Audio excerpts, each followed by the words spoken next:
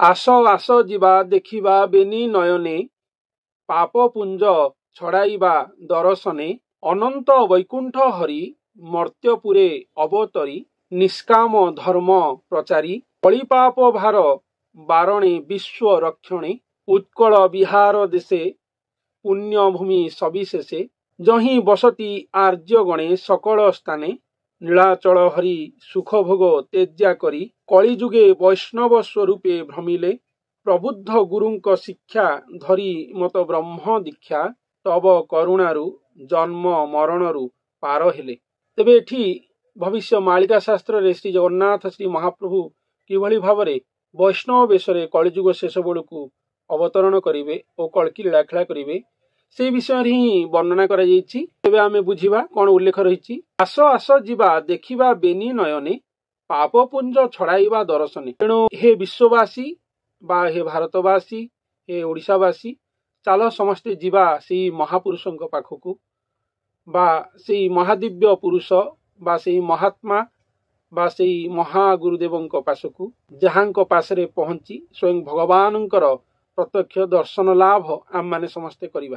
तेणु यही डाकरा एठी सन्थ देइछंती निजर भविष्यवाणी रे जे एई भली घटना कलिजुग अंतिम समय बेलू आसीबो जोठी की समस्ते सारा विश्ववासी जी जोठी अछंती सज्जन भक्तवृंद साधु सन्थ जन समस्ते डकाहका होइकी ही आसीबे और सेई महादिव्य पुरुषंकर पाद पद्म रे आसी स्वयं भगवान को दर्शन लाभ करिवे बोली एठी वर्णना करा जायछि। तेणु आस आस जिबा देखिबा बेनी नयने पापपुंज छड़ाइबा दर्शने। तेणु तांकु दर्शन करी पापपुंज को छड़ाइबा बा निजर पाप धौत करिबा। तेणु तांको दर्शन सहित स्वयं भगवान दर्शन लाभ हेबो।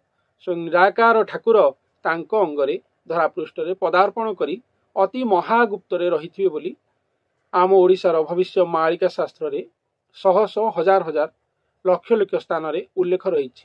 पुणी कोन एठी कहा जायछि अनंत वैकुंठ हरि मर्त्यपुरे अवतरी निष्काम धर्म प्रचारी। तेणु अनंत वैकुंठ हरि जे अनंत वैकुंठर हरि गोटे वैकुंठर हरि नहंती। तेणु जे आसीबे कलिजुग अंतिम समय बेलू से अनंत वैकुंठर हरि होइतिबे से आसीबे कलिजुग अंतिम समय बेलू तांकरी विषय वर्णना कराइछि।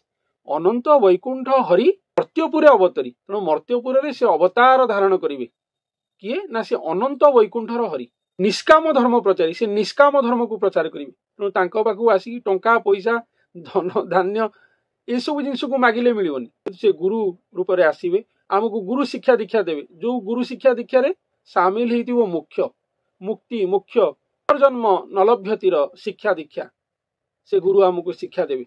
निष्काम धर्म भगवान को किसी न मागिबार शिक्षा देवे। तांको पाखरे निजको पूर्ण समर्पित करी भक्ति मुक्तिर पथगामी हेबार शिक्षा देवे जी आमको हिथिबे से गुरु।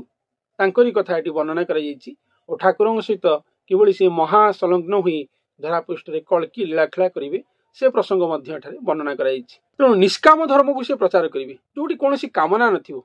समस्ते निष्काम धर्म मार्गी हेले ही समस्ते एकाकार हेइ परिबे। निष्काम रे ही एकाकार हेइ परिबो नै तो स्वार्थ कामना रे केबे केही भी एकाकार हेइ परिबे नाही। सनातन धर्म ताले पुणी फेरी आसी परिबो राम राज्य पुणी प्रतिष्ठा होई परिबो धरापृष्ठ रे। कलिपाप भार भारणे विश्व रक्षणे। तेणु अनंत वैकुंठ हरि कौन पई आसीबे ना कलिपाप भार बारणी ये जो कलिपाप भार बढ़ी चली ताकू से बारण करने पई एठिक आसीबे। विश्व रक्षणे विश्व को रक्षा करने निमंते से एठिक आसीबे। तेणु कलिपाप भार बारणी जो बढ़ी चली ताकू से रोक देबे और ताकू समाप्त आनिबे और विश्व रक्षणे विश्व जो महाप्रलय रे डूबी जावाकू बसिछि से विश्व को से रक्षण करिवे बा सुरक्षा देवे बा संरक्षण करिवे। सेथिबाई अनंत कोटि ब्रह्मांड हरि धरारे मानव रूप रे अवतार धारण करी आम समग्र मानव समाज को बा विश्ववासी को निष्काम धर्मर शिक्षा देवे बा निष्काम धर्म दीक्षा प्रदान करिवे। तेणु सेथिबाई एठी कहा जायछि बा भविष्य मालिका रे संथ वर्णना करिसंती जे चालो चालो समस्ते जीवा जाइंकि से महापुरुषंकर दर्शन लाभ करिवा जे स्वयं भगवान को निज अंगरे धारण करी निष्काम मार्ग रे रहिचंती बा अति साधारण वेश रे रहिचंती। पुणी कोठी से अछंती उत्कल बिहार देशे पुण्यभूमि सविशेषे। तेणु से उत्कल प्रदेश रे जोटा स्वयं भगवान कर बिहार स्थली ସେଠି ଏକ ପୁଣ୍ୟଭୂମି ସବିଶେଷରେ ସେ ବିରାଜମାନ କରିଛନ୍ତି ବୋଲି ଏଠି ବର୍ଣ୍ଣନା କରାଯାଇଛି। ଯହିଁ ବସତି ଆର୍ଯ୍ୟ ଗଣେ ସକଳ ସ୍ଥାନେ। ଆର୍ଯ୍ୟ ଗୋଟେ ହେଲା ଆର୍ଯ୍ୟ ଆଉ ଗୋଟେ ହେଲା ଅନାର୍ଯ୍ୟ। ତେଣୁ ଆର୍ଯ୍ୟଙ୍କ ମେଳରେ ସେ ଥିବେ। ଅନାର୍ଯ୍ୟ କହିଲେ ଯୋଉମାନେ ମ୍ଲେଚ୍ଛ ଦୁଷ୍ଟ ଜନ ଯୋଉମାନଙ୍କୁ ବୁଝାଉଛି। ତେଣୁ ଆର୍ଯ୍ୟ ରହିଥିବେ। ଆର୍ଯ୍ୟଙ୍କ ମେଳରେ ସ୍ୱୟଂ ଭଗବାନ ବିରାଜମାନ କରିଥିବେ। ନୀଳାଚଳ ହରି ସୁଖ ଭୋଗ ତେଜ୍ୟା କରି କଳିଯୁଗେ ବୈଷ୍ଣବ ସ୍ୱରୂପେ ଭ୍ରମିଲେ। ତେଣୁ ନୀଳାଚଳ ହରି ଯିଏ, ନୀଳାଚଳ ହରି କହିଲେ ସ୍ୱୟଂ ଶ୍ରୀ ଜଗନ୍ନାଥ ଶ୍ରୀ ମହାପ୍ରଭୁ ନିଜେ, ଖୁଦ୍ ସ୍ୱୟଂ ଶ୍ରୀ ଜଗନ୍ନାଥ ଶ୍ରୀ ମହାପ୍ରଭୁ ନିଜେ, ଯେ ଦାରୁ ବ୍ରହ୍ମ ବିଗ୍ରହ ରୂପରେ ଆମ ଓଡ଼ିଶାର ମୌଡ଼ମଣି ଭାବରେ ସ୍ୱୟଂ ମହାବୈଷ୍ଣବ ରୂପରେ ବିରାଜମାନ କରିଛନ୍ତି ଶ୍ରୀକ୍ଷେତ୍ର ଶ୍ରୀ ଜଗନ୍ନାଥ ପୁରୀ ଧାମରେ, ଶ୍ରୀମନ୍ଦିର ଶ୍ରୀ ବଡ଼ ଦେଉଳରେ ରତ୍ନ ସିଂହାସନ ମହାମୁଦ୍ରାରେ ଭାଇ ଭଗିନୀଙ୍କ ସହିତ ସେଇ ସ୍ୱୟଂ କଳା ଠାକୁର ଶ୍ରୀ ଜଗନ୍ନାଥ ଶ୍ରୀ ମହାପ୍ରଭୁ ସ୍ୱୟଂ ନିଜେ ହିଁ କଳିଯୁଗ ଅନ୍ତିମ ସମୟ ବେଳକୁ ମାନବ ବେଶ ଧାରଣ କରିବେ, ଯାହା ତାଙ୍କର ବୈଷ୍ଣବ ଅବତାର ବୋଲି ଏଠାରେ ବର୍ଣ୍ଣନା କରାଯାଇଛି। ବୈଷ୍ଣବ କଳିଯୁଗେ ବୈଷ୍ଣବ ସ୍ୱରୂପେ ଭ୍ରମିଲେ ସୁଖ ଭୋଗ ତେଜ୍ୟା କରି। ନୀଳାଚଳର ହରି ସୁଖ ଭୋଗକୁ ତେଜ୍ୟା କରି, କାରଣ ସେଠି ସିଏ ମାନସ ଭୋଗ ଗ୍ରହଣ କରୁଥିଲେ, 56 ଭୋଗକୁ ଗ୍ରହଣ କରୁଥିଲେ। ତେଣୁ ସେ ବୈଷ୍ଣବ ବେଶ ଧାରଣ କରିବେ, ଭାତ ଶାଗ ଖାଇବାକୁ ଓହ୍ଲେଇ ଆସିବେ ମାନବ ସମାଜ ମଧ୍ୟକୁ। ତେଣୁ ଭବିଷ୍ୟ ମାଳିକାରେ ଲେଖା ଅଛି ବଡ଼ ଦେଉଳରେ ସେ ଘିଅ ଭାତ ଖାଉଥିବେ, କିନ୍ତୁ ବୈଷ୍ଣବ ତୁଣ୍ଡରେ ଶାଗ ପଖାଳ ଖାଇ ସେ ଆନନ୍ଦିତ ହେବେ ବା ଉଷତ ହେବେ ବା ସନ୍ତୁଷ୍ଟ ହେବେ ବୋଲି ମଧ୍ୟ ବର୍ଣ୍ଣନା କରାଯାଇଛି। ତେଣୁ ସେ ବୈଷ୍ଣବ ହେବ ବୋଲି ଏଠି ବର୍ଣ୍ଣନା କରାଯାଇଛି। ନୀଳାଚଳର ଯିଏ ହରି ସ୍ୱୟଂ ଦାରୁବ୍ରହ୍ମ ବିଗ୍ରହ ବା ସ୍ୱୟଂ ଶ୍ରୀ ଜଗନ୍ନାଥ ମହାପ୍ରଭୁ ନିଜେ ବୈଷ୍ଣବ ଅବତାର ଧାରଣ କରିବେ। ପ୍ରବୁଦ୍ଧ ଗୁରୁଙ୍କ ଶିକ୍ଷା ଧରି ମତ ବ୍ରହ୍ମ ଦୀକ୍ଷା। ତେଣୁ ପ୍ରବୁଦ୍ଧ ଯେମିତି ସେତେବେଳେ ଗୌତମରୁ ସେ ବୁଦ୍ଧ ପାଲଟିଥିଲେ, ତେଣୁ ଇଏ ସେମିତି ପ୍ରବୁଦ୍ଧ, ସେଇ ପ୍ରାଚୀନ ପରମ୍ପରାରେ ବିଭୂଷିତ ଜଣେ ଗୁରୁ ସେ ଆସିବେ। ସେ ବୁଦ୍ଧ ଥିଲେ, ଇଏ ପ୍ରବୁଦ୍ଧ, ସେ ବୁଦ୍ଧତ୍ୱର ପ୍ରଗାଢ଼ତା ଯାହାଙ୍କ ପାଖରେ ପରିପ୍ରକାଶ ପାଇଥିବ, ସେଇଭଳି ଗୁରୁ ଯାହାଙ୍କ ପାଖରେ କୌଣସି ଅହଙ୍କାର କାମନା ବା କିଛି ବି ନଥିବ, ଯେ ସ୍ୱୟଂ ଭଗବାନଙ୍କୁ ପାଇକି ନିଷ୍କାମ ଧର୍ମର ପ୍ରଚାର କରୁଥିବେ, ନିଷ୍କାମ ଧର୍ମାବଲମ୍ବୀ ଯିଏ ହେଇଥିବେ, ସେଇଭଳି ଗୁରୁ, ସେଇ ଗୁରୁଙ୍କ ସାଙ୍ଗରେ ଏ ଲୀଳାଖେଳା ହେଇଥିବ। ନୀଳାଚଳ ହରି ତାଙ୍କର ରତ୍ନ ସିଂହାସନକୁ ତେଜ୍ୟା କରି ଏହି ବୈଷ୍ଣବଙ୍କ ଅଙ୍ଗ ସଙ୍ଗ ହୋଇ ଧରାରେ ବୈଷ୍ଣବ ଅବତାର ହୋଇଥିବେ ବୋଲି ଏଠି ବର୍ଣ୍ଣନା କରାଯାଇଛି। ପ୍ରବୁଦ୍ଧ ଗୁରୁଙ୍କ ଶିକ୍ଷା ଧରି ମତ ବ୍ରହ୍ମ ଦୀକ୍ଷା। ତେଣୁ ବ୍ରହ୍ମ ଦୀକ୍ଷାକୁ ଠାକୁର ଧାରଣ କରିଥିବେ ନିଜେ। ଆଉ ପ୍ରବୁଦ୍ଧ ଗୁରୁଙ୍କ ଶିକ୍ଷା ଏଇଟା ଗୁରୁ ଶିକ୍ଷା ହେଇଥିବ। ତେଣୁ ଗୁରୁ ପରମ୍ପରା ଆଉ ଥରେ ଧରାରେ ମୁଣ୍ଡ ଟେକିବ ବା ଗଢ଼ି ଉଠିଥିବ, ଧରାଧାମରେ ଆମରି ଭାରତ ବର୍ଷରେ ପୁଣି ଥରେ ସଂସ୍ଥାପିତ ହେବ, ସୁପ୍ରତିଷ୍ଠିତ ହେବ। କାରଣ ଜଣେ ଗୁରୁଙ୍କ ଅଙ୍ଗରେ ବା ଜଣେ ବୈଷ୍ଣବଙ୍କ ଅଙ୍ଗରେ ଠାକୁରଙ୍କର ଆଗମନ ଘଟିବ କଳିଯୁଗ ଅନ୍ତିମ ସମୟ ବେଳକୁ। ତେଣୁ ଏଇଭଳି ଘଟଣା ଘଟିବ। ହବ କରୁଣାରୁ ଜନ୍ମ ମରଣରୁ ପାର ହେଲେ। ତେଣୁ ସେଇ ଗୁରୁ ଠାକୁରଙ୍କର କରୁଣାରୁ ହିଁ ବିଶ୍ୱବାସୀ ଜନ୍ମ ମରଣରୁ ପାରି ହେବେ, ଅର୍ଥାତ୍ ମୁକ୍ତି ମୋକ୍ଷ ଲାଭ କରିବେ। ପୁନର୍ଜନ୍ମ ନଲଭ୍ୟତି ଯୋଉ ଶ୍ଲୋକ ରହିଛି ବା ଯୋଉ ଅର୍ଥ ରହିଛି, ତେଣୁ ମଣିଷମାନେ ସ୍ୱୟଂ ଗୁରୁ ଭଗବାନଙ୍କର ଆଶ୍ରୟ ନେଇ ବା ତାଙ୍କ ପାଦପଦ୍ମରେ ନିଜକୁ ସମର୍ପଣ କରି ସମ୍ପୂର୍ଣ୍ଣ ରୂପେ ଏ ଧରାଧାମରୁ ବିଦାୟ ନେବେ ବା ପାରି ହୋଇଯିବେ, ସେମାନଙ୍କର ଆଉ ପୁନର୍ଜନ୍ମ ହେବ ନାହିଁ। ତେଣୁ ଏଥିପାଇଁ ପ୍ରବୁଦ୍ଧ ଗୁରୁଙ୍କ ଶିକ୍ଷା ଆବଶ୍ୟକତା ରହିଛି ବୋଲି ବର୍ଣ୍ଣନା କରାଯାଇଛି। ତେଣୁ ସେ ଗୁରୁଙ୍କ ପାଖରେ ଆମକୁ ଯାଇ ପହଞ୍ଚିବାକୁ ପଡ଼ିବ, ଯୋଉ ଗୁରୁ ଆମକୁ ସେ ଶିକ୍ଷା ସଂସ୍କାର ଦେବେ ବା ଆମକୁ ବୁଝେଇ ପାରିବେ ଯେ ସ୍ୱୟଂ ଭଗବାନଙ୍କୁ କିଭଳି ଭାବରେ ପାଇହେବ, ସ୍ୱୟଂ ଭଗବାନଙ୍କୁ ପାଇବାର ପ୍ରକୃତ ବାଟ କ'ଣ, ଯାହାକୁ ନିଷ୍କାମ ଧର୍ମ ବୋଲି କୁହାଯାଇଛି। ତେଣୁ ନିଷ୍କାମ ଧର୍ମର ସେ ପ୍ରଚାର କରିବେ। ଯୁଗେ ଯୁଗେ ଯେଉଁ ଭକ୍ତମାନେ ସ୍ୱୟଂ ଭଗବାନଙ୍କୁ ପାଇଛନ୍ତି ବା ଯେଉଁ ସାଧକ ଗୁରୁମାନେ ଭଗବତ ପ୍ରାପ୍ତି କରିଛନ୍ତି, ସମସ୍ତଙ୍କୁ ନିଷ୍କାମ ଧର୍ମକୁ ହିଁ ଧରିବାକୁ ପଡ଼ିଛି। ନିଷ୍କାମ ଧର୍ମରେ ହିଁ ସ୍ୱୟଂ ଭଗବାନ ଏକମାତ୍ର ସନ୍ତୁଷ୍ଟ ହୋଇପାରନ୍ତି ବା ହୁଅନ୍ତି। ଅନ୍ୟ କୌଣସି ଧର୍ମରେ ସେ ସନ୍ତୁଷ୍ଟ କେବେ ବି ହୋଇନାହାନ୍ତି। ଏହା ଶାସ୍ତ୍ର ପୁରାଣରେ ଉଲ୍ଲେଖ ରହିଛି, ଆମେ ସମସ୍ତେ ଜାଣିଛେ ମଧ୍ୟ। ଯେଉଁମାନେ ସଦ୍ଜ୍ଞାନ ଅନୁଗ୍ରାହୀ ସେମାନେ ସୁନିଶ୍ଚିତ ଜାଣିଥିବେ। ତେଣୁ ସଚିଦାନନ୍ଦ ଠାକୁର ଗୁରୁରାଜ ରାଜେଶ୍ୱର କରୁଅଛନ୍ତି ବିହାର, ସହସ୍ର ଦଳ ସିଂହାସନେ ଯୋଗାସନେ। ତେଣୁ ସଚିଦାନନ୍ଦ ଠାକୁର ଯିଏ ସଚିତ ଆନନ୍ଦର ଠାକୁର, ଆଉ ଜଣେ କିଏ ନା ଗୁରୁ ରାଜରାଜେଶ୍ୱର, ରାଜରାଜେଶ୍ୱର ବୋଲି ଏଠି ବର୍ଣ୍ଣନା କରାଯାଇଛି। କାରଣ ବଳରାମ ହେବେ ରାଜା, କାହ୍ନୁ ପରିଚାର, ତେଣୁ ସେ ରାଜା ପାଲଟିବେ ଯେ ଗୁରୁ, ସେଥିପାଇଁ ତାଙ୍କୁ ରାଜରାଜେଶ୍ୱର ବୋଲି କୁହାଯାଇଛି। ଯେମିତି ଆମ ଶ୍ରୀକ୍ଷେତ୍ରରେ ମା ବିମଳା ଦେବୀଙ୍କୁ ରାଜରାଜେଶ୍ୱରୀ, ଶ୍ରୀକ୍ଷେତ୍ର ରାଜରାଜେଶ୍ୱରୀ ବୋଲି କୁହାଯାଏ। ସେମିତି ଏଠି ଗୁରୁଙ୍କୁ କୁହାଯାଉଛି। ଉତ୍କଳର ଯିଏ ମୌଡ଼ମଣି, ଯୋଉ ଗୁରୁ ଆସିବେ, ଯାହାଙ୍କ ସହିତ ସ୍ୱୟଂ ଭଗବାନ ଏକାତ୍ମ ହୋଇଯିବେ ଯାହାଙ୍କ ଅଙ୍ଗରେ, ତେଣୁ ତାଙ୍କୁ ଏଠି ରାଜରାଜେଶ୍ୱର ବୋଲି ବର୍ଣ୍ଣନା କରାଯାଇଛି। ସଚିଦାନନ୍ଦ ଠାକୁର ଯିଏ ସଚିତ ଆନନ୍ଦର ଠାକୁର, ଯିଏ ନିଜର 56 ଭୋଗର सुख को त्याग करिकी आसी साधारण मानव अंगरे वैष्णव अंगरे एकात्म हुई वैष्णव अवतार हुई धरा पृष्ठ निजर कल्की लीलाखेला करेंगे। उत्कल प्रदेश रे पुण्यभूमि सविशेष वर्णना कराई। चतुर्दश लोके दर्शनर उत्सुके बेढ़ीण चौ पारुसे अभीष्ट सिद्धि कारणे नमी चरणे। तेणु चतुर्दशपुर लोक दर्शनर उत्सुके। तेणु चतुर्दशपुर लोक जो माने खाली एटा सब इंटरेस्टिंग कथा ये वर्णना कर महापुरुष जे चतुर्दशपुर लोक आसवे ठाकुर को दर्शन करें। जो दर्शन कथा आध्यात्मिक चैनल आपण मानू अवगत कर कल्की लीलार मेन सारांश कथा हूँ ठाकुर दर्शन हेब मानव अंगरे। तेणु से दर्शन करने को खाली आम साधारण कलिजुगर अधर्मी पापीतापी नर तो एम भाग्य जुटी जा विश्व ए ब्रह्मांड ए कोटि ब्रह्मांड। तेणु चतुर्दशपुर लोक मैंने आसवे वर्णना कराऊँ। चतुर्दशपुर लोके दर्शनर उत्सुके ठाकुरंकर जेहेतु मानव अंगरे दर्शन घटिबो एभली गोटे अति महा अद्भुत घटनावली जहाकू आम कान केबे शुणिनी आम आखि केबे देखिनी जहाँ कलिजुग अंतिम समय बेलू घटिबो बोली भविष्य मालिका शास्त्र रे आम ओडिशार पंचका माने उल्लेख करि जाइछन्ती। से दर्शन लीला को दर्शन करबा पई चतुर्दशपुर लोक माने आसीबे। ये तो गोटे पुर मर्त्यपुर बोलिया को कहि। तेणु चतुर्दशपुर रे जो महात्मा मनीषी जो शून्य शरीरधारी महात्मा पुण्यात्मा देवात्मा ब्रह्मात्मा जेते प्रकार रही महादिव्य आत्मा माने सेमाने समस्ते ओल्हे आसीबे सेही महादिव्य दर्शनर लालसारे से महा उत्सुक से दर्शनर महा उत्सुक से ओल्हे आसवे एठिकी दर्शन करने एभली महा अलौकिक घटनावली कलिजुग अंतिम समय बेलू कल्की लीलाखेला बेलू दारु ब्रह्म विग्रह जितेबाला नर अंगरे वैष्णव वेश धारण करेंगे से ये घटना घटियो बोली भविष्य मालिका शास्त्र रे उल्लेख रही जहाँ को मो पुस्तक प्रमाण सहित आपण मान पाखे वर्णना ही करुअछि। तेणु यह कौन काल्पनिक कथा आदौ नुहे यह संपूर्ण भविष्य मालिकार स्थिर निश्चित कथा ही अटे। चतुर्दश पुर लोके दर्शनर उत्सुके बेढ़ीण चौ पारुषे। तेणु आसिक चौ पारुष बेढ़ी जीवे जो महापुरुष अंगरे भगवान दर्शन लीला घटिबो अभीष्ट सिद्धि कारणे नमी चरणे। तेणु निजर अभीष्ट सिद्धि निज निजर मनोकामना पूर्ण करने बा निज निजर जन्म जन्मर बा कोटि जन्मर आलसा को मेटाइबा अभीष्ट सिद्धि कारणे नमी चरणे समस्ते से महापुरुष बा से गुरु भगवान पाद पद्म शरण जीवे बा नमीबे बोली वर्णना कराई।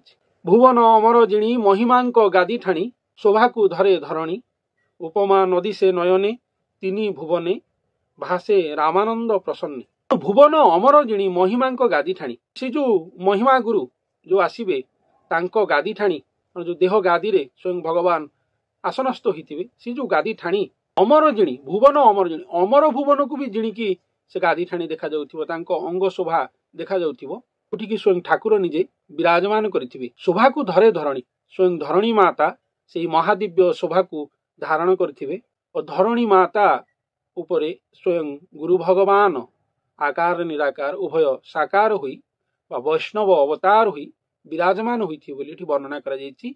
उपमा नदी से नयने तिनी भुवने। तेणु तिनी भुवन माने नयन रे देखिकी उपमा दे परिबे नहीं एते महादिव्य चकित एते महादिव्य महाचकित भाव स्वयं भगवान विराजमान हुई मानव अंगरे दर्शन देवे। महापुरुष वर्णना करि पारनांती से जो महादिव्य मुहूर्त जहाँ तांकु भविष्य मालिका आकार आसी लिखा ब्रह्मा हरिहरि कर जोड़ी सिरे उभा हुईण स्तुवंती भक्ति भरे। जितेबाला मानव अंगरे स्वयं भगवान उभा हुई दर्शन देवे चतुर्दश लोक तो आसवे ब्रह्मा हरिहरे कर जोड़ी सिरे। तेणु ब्रह्मा हरिहर जो माने माने महादेवता स्वयं प्रभु जो माने से माने हाथ जोड़िकी शिरे हाथ दे उभा हुईण स्तुवंती कर जोड़ी सिरे। तेणु स्तुवंती माने स्तव करती बा वंदना करती बा स्तुति करती बा करिवे जितेबाला स्वयं भगवान मानव अंगरे बा से महादिव्य पुरुषों अंगरे दर्शन देवे। यही महाअलौकिक घटनावली घटियो बोली भविष्य मालिका शास्त्र उल्लेख रही। तेणु यह आदौ एक छोट मोट कथा नुहे ए खबर होउची खाली आम मर्त्य मंडलर भी नुह कारण स्वयं स्रष्टा धरापृष्ठ को आसुचंती तेले मालिक आमर तमर नुह ए ब्रह्मांडर नुह कोटि ब्रह्मांडर अनंत कोटि वैकुंठ बिहारी हरि बोली कहुई। तेणु अनंत कोटि ब्रह्मांडर जे मालिक सी आसवे से स्वयं सृष्टिकर्ता बा निराकार ब्रह्म बा खुद स्वयं श्री जगन्नाथ श्री महाप्रभु ही अटंती। तेणु से जितेबाला आसवे बा ये मानवंगे आसी महागुप्त थाई निजर दर्शन लीला रचिबे एभली घटना घटव। ये प्रभु श्रीराम मंदिर प्रतिष्ठा होले भारत वर्ष कोण अनुकोण समस्त को दिखाई निमंत्रण दि जाइए। तेणु ठाकुर जितेबाला मानवंगे महाप्रतिष्ठा घटी महा उद्घाटन घटव बा महा आविर्भाव घटव से चतुर्दश भुवन में भक्तात्मा दिव्यात्मा महात्मा माने सब अच्छा से सब ओह्लई आसवे ठाकुर को दर्शन करने को। ठाकुर निमंत्रण से समस्ते से खबर पाइपर। तेणु ये शोभा को आम धरणी माँ ही धारण करेंगे बा आमरी ये धरणी माँ उपर घटना घटव जार उपमा दे हेबनी। एभली महाघटना घटव जे ब्रह्मा हरिहर आदि समस्ते आसी स्तव करेंगे स्तुति करेंगे हाथ जोड़ी बा मथारे कर जोड़ी बोली वर्णना कराई। ब्रह्मा हरिहरे कर जोड़ी सिरे उभा हुईण स्तुवंती भक्ति भरे अभय पद सुधा जन्म मृत्यु बाधा हरण कारणे पाइबा मानसरे। आमे तांकु दर्शन करी बा तांकु पाइले कौन हेबो ना अभय पद सुधा जन्म मृत्यु बाधा। तेणु से पद सुधा को आमे जदि पाइबा जो गुरु ठाकुर आसीथिबे धरा पृष्ठ को ताकु अभय पद सुधा बोली कहा जाइछि। तेणु अभय पद सुधा कहले कौन जो पद सुधा बा जो सुधामृत जो पादामृत को आमे पाइले जन्म मृत्यु बाधा आमको आउ रहिबो नै। जन्म मृत्यु बाधा हमर हटिଯିव जन्म जन्मर जन्म मृत्यु बाधा हटिଯିव बोली एठी वर्णना कराइछि। से अभय पाद सुधा बोली तांको कहा जाइछि। जन्म मृत्यु बाधा हरण कारणे पाइबा मानसरे। तेणु एटा को मानसरे पाइबा सी कोन समस्त के पाद धोइकी पानी देबे आम समस्त। तेणु मानसरे आमे आम मानस स्तर रे मानसिक स्तर रे से अभय पाद पद्म को दर्शन करी तेणु से अभय पद सुधा को मानस भक्ति रे ताको पान करिबा ताहले जन्म मृत्यु बाधा हरणी कारणे पाइबा। यही कारण पाई जन्म मृत्यु बाधा हरणर कारण पाई ही आमको से अभय पद सुधार आवश्यकता रही। आमे जे दर्शन करी से अभय पद सुधा को पाई परिबा ताहले जन्म मरणर बाधा हरि जाई परिबो जन्म जन्म पाई। এই কথা এটি সন্থ বর্ণনা করেছেন ভবিষ্য মালিকারে। ভবিষ্য মালিকা শাস্ত্রে এইভাবে ভাবে অতি চমৎকৃত কথাবস্তুমান বর্ণনা করা যাইছি।